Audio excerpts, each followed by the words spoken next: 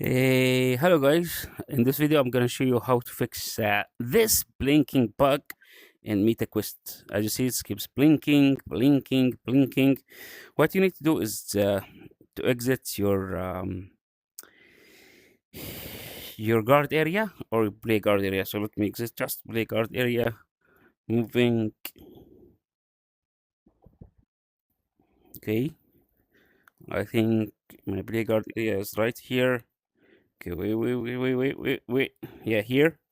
This is my play guard area. So what I need is to exit the play guard area like this. Okay, now it should work.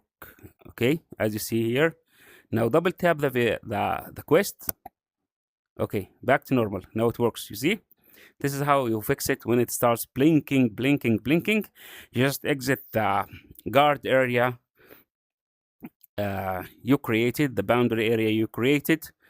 Just exit with your head. That's all. You don't need to exit all your body. Then double tap the headset, and it is back to normal. Okay. Don't forget to like and share with your friends. Bye bye.